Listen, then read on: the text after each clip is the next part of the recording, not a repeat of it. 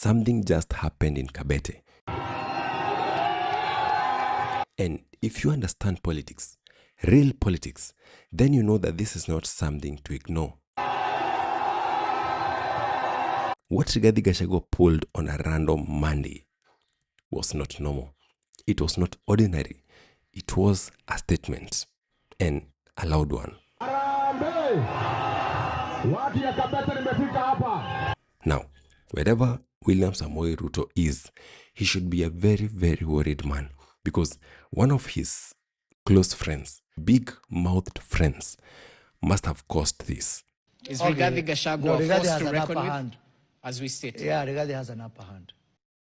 Let me explain. If you love this kind of content, go ahead and like this video and subscribe. Now let's get to the video. After a whole day's tension following reports that there were plans to disrupt his public engagement in Kabete constituency, DCP leader Rigathi Gashagua eventually made his way to Wangige. Thank you. Let me tell you what I saw. In Kabete, on a Monday, this was not a weekend rally. This was not even a national event. This was just a normal day. And yet, the crowds were massive. The reception was royal. And the energy, it was unmatched. Gashagua did not just arrive in Kabete. He entered like a king.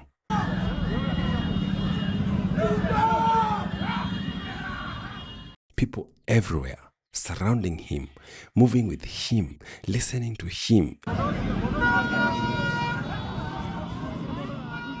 And as I watched all this, one thought kept running in my mind. Maybe we've been getting this all wrong. Is he the kingpin of Murima? Never. Huh? Never. Shirts. You see, for months, there has been a narrative that Mount Kenya is not yet fully gone, that it is still within reach for one William Samoei Ruto. Do you think that Ruto has already gone back to Mount Kenya and they started embracing him back beautifully? Again? He's doing it very well. And to be fair, he has tried to sell that image. A few rallies here and there. Urafiki nimetengeneza na watu wa Meru. Urafiki nimetengeneza na watu wa Mulima. Crowds that show up. Na siwezi kukubali mtu yeyote kuja kati yetu na ile kazi tumefanya kwa pamoja. Wins in Mbeere North MP seat. Enda kuigwa tiri. Wamudende, wamudende, wamudende, wamudende, wamudende, wamudende, wamudende, wamudende. And he even later came back to win the MCA seats still in Mbeere. Najua wengi wenu hamkuwa mnajua leo kulikuwa na by election. So UDA imeshinda viti zote. Uko Mbeere.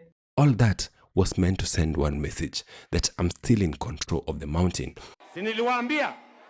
Siniliwaambia watachelewa. Sasa sikulikuwa na uchaguzi mdogo jana Kenya. Muliona vile tuliwaosha. But let's be honest, we all know how those crowds get gathered. We all know the effort that it takes, the money, the mobilization, the optics. Msitishwe na picha na videos. Meona watu wenye president anazunguka nao. Ana watu 1,000 wa pikipiki. Sababu pige hivi hesabu. Watu 1,000 wabebe watu wawili ama watatu. Wana watu wangapi? And then on the other side in Kabete, you see something very different. You see organic, raw, unforced, and it changes everything. Because what happened in Kabete doesn't look like someone who has borrowed support.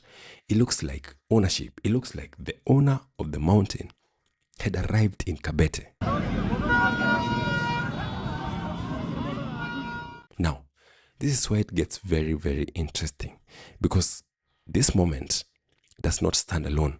It connects directly to something that Moses Kuria has been saying over and over again. I will be in government and I will be waiting for Mount Kenya MPs who will be elected on DCP tickets, and I will buy them and I will put them in government. UDA's popularity in the mountain dwindling. It is dwindling, but it is not about winning the battle. It's winning the war. DCP will win the battle. UDA will win the war. Think about why Moses Kuria would be saying something like that publicly. Why admit defeat at the ballot? And only claim strength after that fact. Unless you know something. Unless the intelligence reports are telling you that the ground has shifted. Whose brand of politics is resonating with the mountain? Is Okay. Rigathi Gashagua No, Rigathi forced has to an reckon upper with, hand. as we state? Yeah, Rigathi has an upper hand. Politics is not only played on TV, it is played on the ground. And on the ground, Kabete just spoke. Hapa Kabete, chama yenu ni gani? Chama yenu ni gani? Ile ya kusikiza ground. Let us give credit where it's due. Rigathi Gashagua might have learned from the best, from Ruto himself. Consistency, presence, relentless ground game. I mean, Ruto camped in Mount Kenya before 2022. He was in there day in, day out, and he was rewarded for it.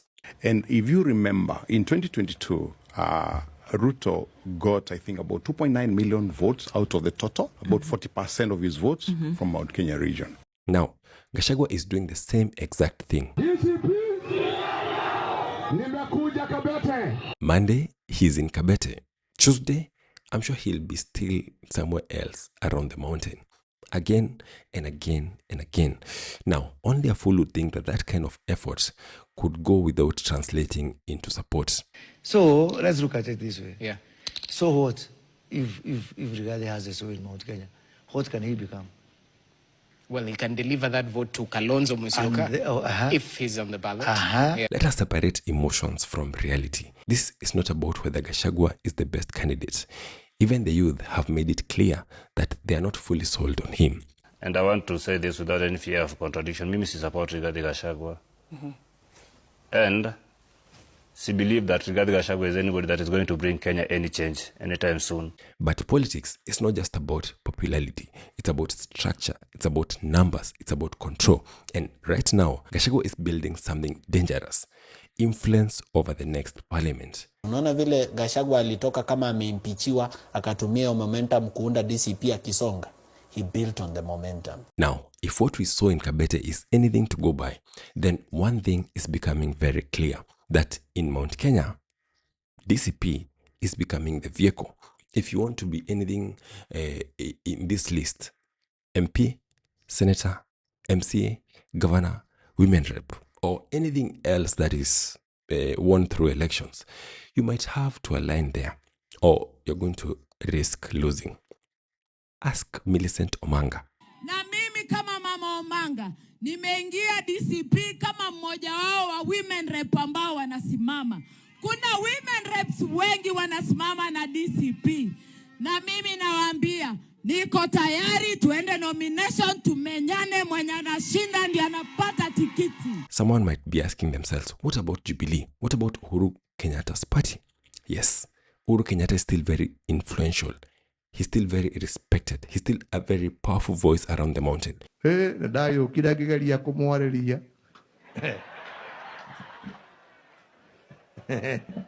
But politics rewards movement, not silence. And right now, Gashagua is everywhere. Uhuru is not. And that difference is everything.